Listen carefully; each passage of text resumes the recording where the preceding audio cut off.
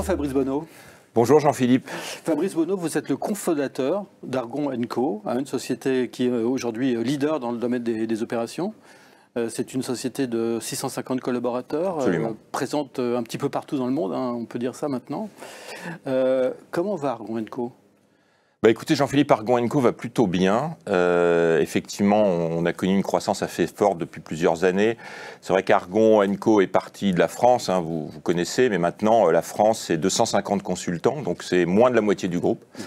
Donc on s'est beaucoup développé ces derniers temps à l'international, en particulier dans quelques régions clés pour nous, donc l'Angleterre, APAC, Australie, etc. Et puis on a aussi des bureaux dans le nord de l'Europe, aux États-Unis. Voilà, on est aussi, ce qui est aussi un peu nouveau, c'est qu'on a évidemment investi sur tous les sujets sustainability et aussi sur les sujets data avec une entité dont on est très fier qui s'appelle Iris by Argon & Co. Alors Fabrice, vous êtes venu sur le plateau de Supply Chain Village pour nous présenter un nouveau concept, No Chain Planning. Est-ce que vous pouvez nous en dire plus et surtout nous présenter le concept dans lequel ce nouveau lancement se situe ? Alors, le contexte dans lequel on est, tout le monde le connaît, effectivement, surtout depuis les années Covid, les problématiques qu'il y a eu géopolitiques, la guerre en Ukraine, etc., et qui a rendu finalement ce qu'on appelle, nous, la supply chain amont, la supply chain industrielle, c'est-à-dire toute cette capacité à fournir, à fabriquer les produits, a rendu ça beaucoup plus complexe qu'avant. Tout le monde a suivi les problématiques de pénurie des composants électroniques. Tout le monde suit les problèmes qu'on a en ce moment dans le canal de Suez, etc., dans la mer Rouge. Et tout ça s'accumule.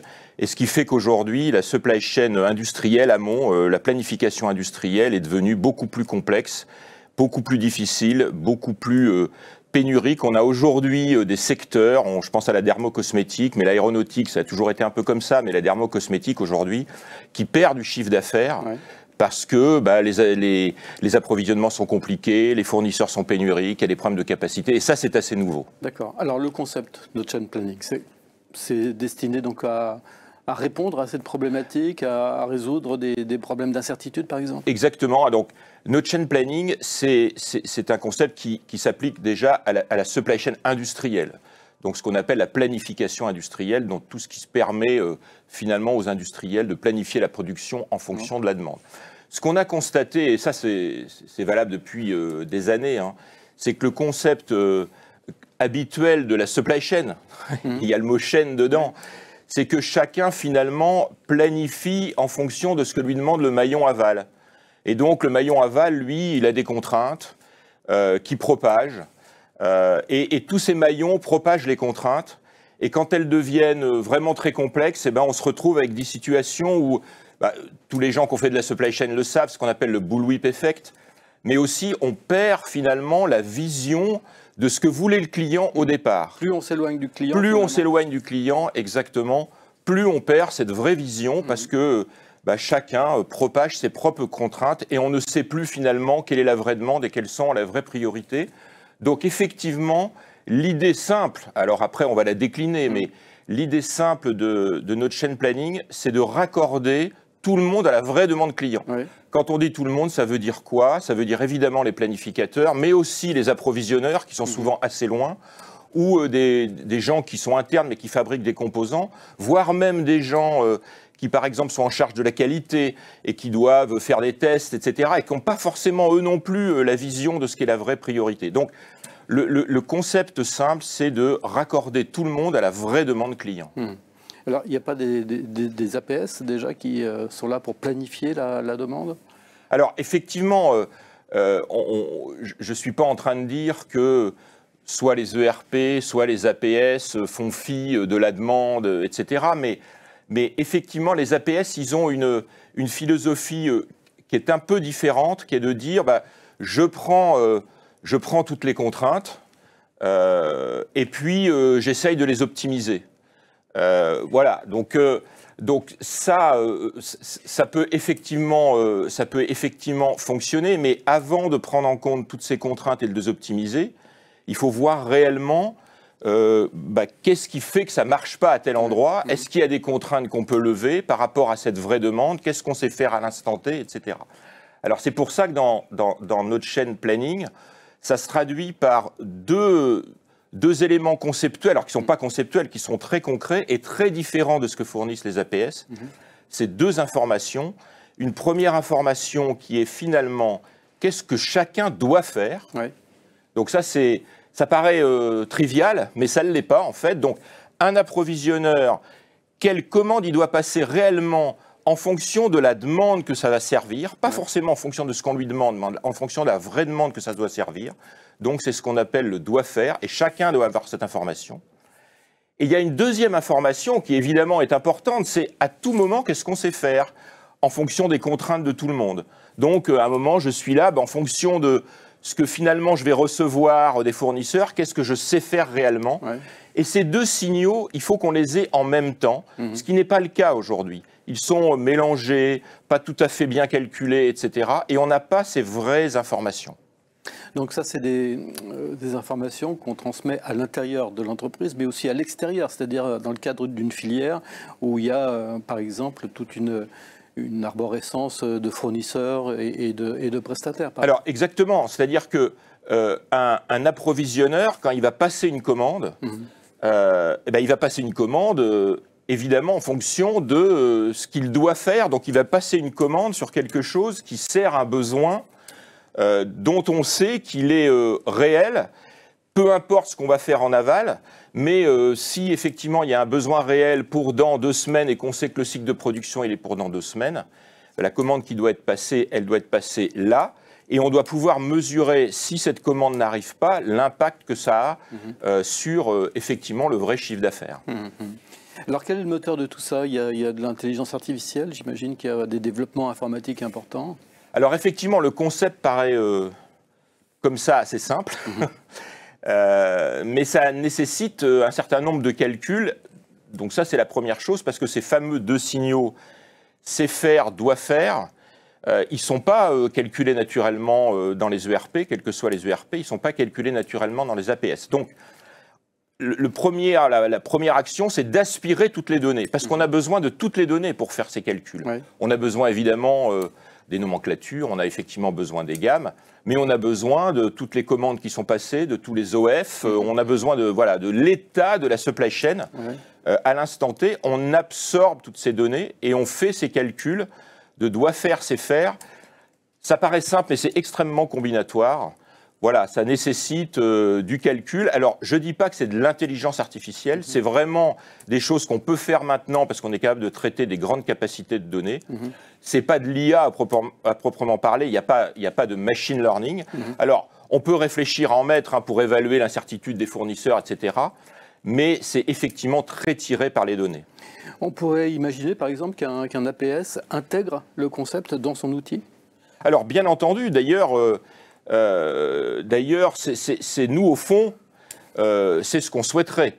C'est-à-dire que nous, notre objectif, c'est de convaincre les acteurs, que ce soit les ERP, les APS, etc.,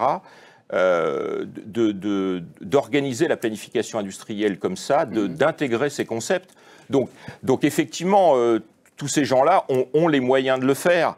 Il faut changer certainement un peu leur philosophie, c'est-à-dire ce que je disais tout à l'heure.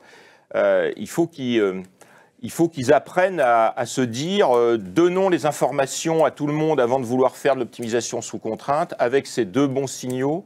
Et ensuite, dans une dernière étape, oui, pourquoi pas optimiser sous contrainte, mais levons les contraintes avant. Mais techniquement, ils en ont bien sûr les moyens, et nous, ça serait notre souhait, évidemment. Notre chain planning, ça s'adresse à des grosses entreprises, ou ça peut également s'adresser à des entreprises plus petites de l'industrie ou de la distribution, par exemple? Alors, je dirais que c'est pas la taille de l'entreprise et pas nécessairement le critère numéro 1. Ce qui nous semble être le critère numéro 1, c'est la complexité de la supply chain industrielle. Donc, vous pouvez avoir des entreprises qui sont relativement petites et qui ont une supply chain industrielle complexe avec des fournisseurs pénuriques qui ne sont pas forcément à l'heure, avec des nomenclatures compliquées, etc. À l'inverse, je ne vous cache pas que des entreprises qui sont purement retail, qui n'ont pas évidemment de problématiques industrielles, ne sont pas vraiment concernées. Donc effectivement, c'est moins dépendant de la taille que des problématiques qu'on a en supply chain industrielle. J'imagine que ce qui est critique pour mettre en place un outil comme notre chain planning, c'est la data, c'est la collecte de la data. Vous confirmez? Alors, il y a beaucoup de choses qui sont critiques pour mettre en place notre chain planning. Évidemment, c'est la qualité des données. Donc, forcément, si dans les ERP, la qualité des données n'est pas là, les nomenclatures sont fausses, les gammes sont fausses, évidemment, il faudra les fiabiliser avant. Mais je dirais aussi que notre chain planning peut aider à faire ça. Dans les outils d'ailleurs qu'on a développés, nous, on a certains algorithmes, certaines choses qui aident à montrer que les données ne sont pas cohérentes. Mais de toute façon, si on veut vraiment planifier et qu'on n'a pas les bonnes données, c'est compliqué. Mais c'est vrai que ça demande une exigence de qualité des données qui est importante. Comment on s'y prend? On met ça étape par étape ou alors c'est vraiment Big Bang, la grosse révolution dans l'entreprise? Alors, c'est évidemment un projet de transformation à mettre en œuvre. Il ne faut pas se leurrer. Puisqu'en fait, quand vous mettez, quand vous donnez à tous ces acteurs un signal de doit faire directement connecté à la demande client, ça change vraiment le mindset. Quelque part, vous mettez le client au cœur de l'usine. Parce qu'on dit souvent, il faut mettre le client au cœur de l'usine. Mais enfin bon, quand on a un provisionnaire qui est au bout de la chaîne et qui ne comprend pas vraiment ce qu'on lui demande, ce n'est pas la meilleure façon de mettre le client au cœur de l'usine. Là, vous mettez vraiment le client au cœur de l'usine. Vous responsabilisez chacun des acteurs sur la vraie demande.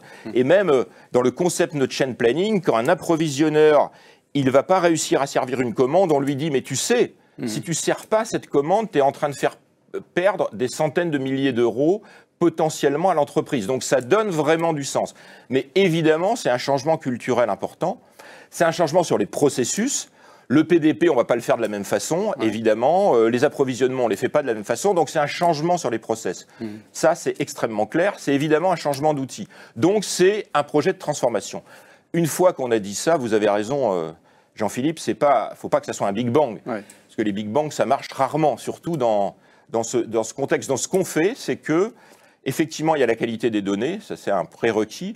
Et ensuite, on met les choses progressivement, étape par étape. Par exemple, on peut calculer les signaux doit faire c'est faire et présenter un premier cockpit, par exemple le management, qui va dire on a fait ces calculs-là et on est capable de dire à tout moment voilà ce que vous allez pouvoir servir, voilà ce que vous n'allez pas pouvoir servir et voilà pour quelles raisons vous n'allez pas le faire. Aussi étonnamment que ça puisse paraître, aujourd'hui, on n'a pas ces informations-là dans les usines et dans la planification industrielle. Donc effectivement, oui, ça doit être absolument progressif. Vous l'avez déjà mis en place? Enfin, il y a déjà eu des pilotes de fait? Alors, bien entendu, ce concept est un concept innovant. Donc on n'a pas 15 ans derrière nous, parce que sinon, ça ne serait pas innovant. Mais Argon Argon & Co a quand même l'habitude, quand on communique comme ça, de parler de choses concrètes et pas simplement de faire ce qu'on appelle du slideware. Donc effectivement, il a été mis en place dans plusieurs secteurs et depuis plusieurs années. Il a été mis en place dans des secteurs, évidemment, où la planification industrielle est contrainte. Donc en premier lieu, en aéronautique, par exemple, où il y a plusieurs étapes de production. Il a été mis en place aussi dans la maroquinerie, où on a des pénuries avec des complexités aussi sur les fournisseurs. Et puis dans la dermocosmétique, où aussi tous les problématiques amont de fabrication des emballages, de matières premières pénuriques sont apparus dans les dernières années. Et effectivement, c'est des concepts qui tournent et sont mis en place dans ces secteurs-là, voilà, depuis maintenant plusieurs années. Donc plutôt des secteurs industriels avec bien sûr beaucoup de références et des fournisseurs et des sous-traitants qui peuvent aussi avoir besoin d'une information en temps réel. Vous êtes en train de devenir un éditeur? Argon devient un éditeur de logiciels ou vous avez l'intention de vous concentrer sur votre métier? Alors, effectivement, nous n'avons pas du tout l'intention de devenir un éditeur de logiciels. Pour être tout à fait transparent, nous nous sommes posé la question. Nous nous sommes dit, c'est un concept innovant auquel on croit beaucoup. Nous, on a développé des outils parce que ces outils, ils n'étaient pas présents dans les ERP, les APS. Donc, on a développé des choses. On a développé quelque chose qui marche très bien dans un environnement SAP, voilà, parce que SAP reste quand même assez majoritaire dans l'industrie, et qui permet de décliner vraiment ces concepts-là. Mais ce n'est pas notre vocation. Ce n'est pas notre ADN. L'ADN d'Argon, c'est d'aider les clients dans leur transformation métier, etc. Donc, on ne veut pas devenir un éditeur de logiciels et effectivement, nous, ce qu'on souhaite, je l'ai dit tout à l'heure, ce qu'on souhaiterait vraiment, c'est que ces concepts, ils soient largement plébiscités, qu'ils soient déployés, que les ERP puissent les mettre en œuvre, que certains APS puissent les mettre en œuvre et qu'on aide tous ces gens-là, nous, à les mettre en œuvre chez nos clients pour qu'ils aient les résultats que nos clients, d'ailleurs, actuels ont. Nos clients, aujourd'hui, ils ont des résultats sur, évidemment, la disponibilité des produits, sur la réduction des stocks obsolètes, sur la sérénité des équipes. Donc, nous, c'est ça notre objectif. Ce n'est pas, effectivement, de vendre du software. Ce concept qui vise, finalement, à être au plus près de la demande du client, ça ressemble un petit peu au DDMRP. Quelle est la différence entre le DDMRP et le Node Chain Planning? Alors, il y a un point commun très clair, c'est le constat qui est fait. Ouais. DDMRP a fait un constat tout à fait vrai il y a plusieurs années maintenant. Et les constats, c'était deux constats en fait. C'est de dire, finalement, on a une production qui bouge tout le temps, le MRP crée de l'instabilité, et ça, c'est pas bien.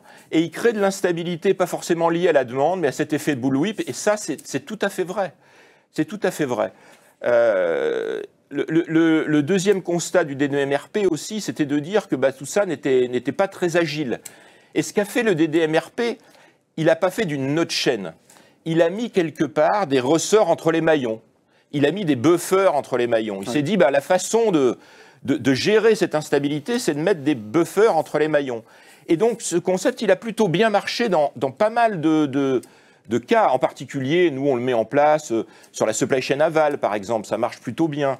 Ou dans des supply chain amont qui sont peut-être un peu moins contraintes. Ouais. Mais c'est vrai que dans le nouveau contexte dans lequel on est, dont on parlait, avec toutes ces contraintes sur la supply chain amont qui font que mettre des buffers partout, ça ne suffit pas toujours.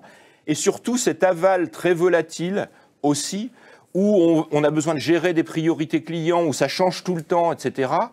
Il faut aussi qu'on puisse connecter plus facilement et plus directement les acteurs à la demande, ce qui n'est pas complètement le cas dans des DMRP, parce qu'on est connecté quelque part à une demande qui vient du buffer aval, qui est un peu différent. Oui. Est-ce que c'est contradictoire avec la mise en place d'un SNOP ou au contraire, est-ce que ça s'intègre bien justement dans la discussion qu'on peut avoir autour d'un SNOP? Alors, très clairement, le SNOP est continu et est absolument nécessaire. D'ailleurs, nous menons depuis plusieurs années, depuis le Covid notamment, plusieurs projets et de nombreux projets SNOP. Le SNOP, il intervient plutôt sur la dimension tactique moyen-long terme. Oui. Notre chain planning, vraiment, il prend toute sa mesure dans le plus court terme. Alors, pas dans l'ordonnancement, mais ce qu'on a l'habitude d'appeler communément le MPS, le PDP, et puis tout ce qu'on appelle le control tower, on va dire. Mais il peut vraiment apporter des choses dans le SNOP, en particulier quand dans le SNOP, il y a à traiter des problèmes de pénurie, de fournisseurs qui peuvent être défaillants quand on va lancer un nouveau produit et que ce nouveau produit, ça rentre dans le cadre d'un SNOP parce qu'il est dans 6 ou 9 mois. Ouais. Et là, on est capable de dire, attention, ce nouveau produit-là est en danger, parce que quand on reconstitue le CFR, eh bien, on peut avoir un problème clé dans 7, 8, 9 mois, parce que le fournisseur a un problème. Donc, effectivement, en particulier dans l'aéronautique, on a des clients qui utilisent notre chain planning dans le cadre du process SNOP, même si son cœur business, on va dire, c'est plutôt la partie MPS. Ouais. Pour le client, quels sont les principaux avantages du Node Chain Planning? Alors, je dirais qu'il y en a 3, très clairement. Le premier avantage, parce que c'est l'objectif, c'est mieux servir la demande du client, de mieux gérer ses priorités, d'avoir une meilleure disponibilité produit. Et c'est ce qu'on constate chez les clients chez qui on l'installe. C'est vraiment l'objectif numéro 1. Il y a un objectif numéro 2. Alors, j'aime pas dire que c'est un objectif numéro 2, mais parce qu'il est très lié à la dimension sustainability. Sur deux sous-sujets, on va dire. Le premier, c'est évidemment la maîtrise des stocks et de l'obsolescence, parce que quand on dit qu'on connecte tout à la vraie demande client, c'est qu'on ne va pas non plus faire des choses qui sont inutiles. Donc effectivement, dans le cadre où vous lancez un nouveau produit à horizon quelques mois, si jamais vous commandez trop et que vous avez le stock sur les bras, eh bien effectivement, ça a un vrai impact. Et on constate chez nos clients une réduction des obsolescences et donc de la destruction. Sur les sujets sustainability aussi, vous savez qu'il y a des secteurs où... le secteur du luxe, par exemple, mais d'autres où on est obligé de prendre l'avion pour aller plus vite, pour rattraper des retards, etc. Donc, pour donner aussi de la sérénité au transport, être bien plus proche de la demande et avoir quelque chose de plus fluide en amont est évidemment très utile. Et le dernier point, et non des moindres, c'est que être un planificateur industriel, être un approvisionneur aujourd'hui, c'est pas facile. C'est pas facile parce qu'il y a des urgences à traiter. L'IA ne fait pas tout. Voilà, l'IA ne fait pas tout et elle est loin de faire tout pour l'instant dans ce contexte-là. Vous avez des managers qui ont la pression du résultat, évidemment, et donc c'est pas facile d'être en planification industrielle. Et ça amène du sens, de la sérénité aux équipes. On a vu aussi des boîtes en très forte croissance finalement continuer avec leurs ressources actuelles sans nécessairement les augmenter pour finalement suivre la croissance, parce que ça amène des outils, de la sérénité, de la clarification sur les données, ça amène du sens, et ça, c'est un gain considérable pour les clients. Et ça responsabilise aussi, hein, je crois que c'est... Exactement, ça responsabilise vraiment les acteurs qui en ont besoin. Vous savez, les approvisionneurs, par exemple, cette population qu'on connaît bien, ils sont considérés comme presse-bouton dans le RP, ils ne voient pas bien le sens de leur métier, et ça amène vraiment du sens. Et vous savez, dans le contexte RH actuel, hein, que vous connaissez, où tout le monde se pose ce genre de questions, c'est vraiment très important dans le monde de la planification industrielle. Alors c'est un sujet qui soulève beaucoup de questions, hein. J'imagine que ceux qui nous regardent aujourd'hui auraient beaucoup de questions à vous poser, d'où l'idée, hein, justement d'organiser prochainement. On a, pour le moment, on a dit le 28 mars, mais je pense que ça reste encore à confirmer, mais enfin vraisemblablement très très bientôt. Donc nous aurons une webconférence, hein, à laquelle voilà, ceux qui souhaitent en savoir plus pourront se connecter et dialoguer avec vous, vous poser toutes les questions qui leur semblent utiles pour en savoir plus justement sur ce nouveau concept, un petit peu révolutionnaire. Enfin, c'est vous qui le dites. Absolument, absolument. C'est vraiment quelque chose de très nouveau, donc le No Chain Planning. Voilà, donc une grande innovation lancée par Argan & Co. Dès maintenant, je pense que si on veut vous contacter pour en savoir plus... oui. Et puis, ça fait déjà plusieurs mois, plusieurs années qu'on travaille dessus. Donc, effectivement, vous pouvez nous contacter. On se fera un plaisir de vous expliquer tout ça. Parce qu'effectivement, on n'a pas pu en parler aujourd'hui, mais il y a beaucoup de choses dans le détail de ce concept évidemment, qu'il est nécessaire d'expliquer en profondeur. Bien, merci beaucoup Fabrice Bonneau d'être venu sur le plateau de Supply Chain Village ce matin pour nous parler du No Chain Planning. Merci Jean-Philippe.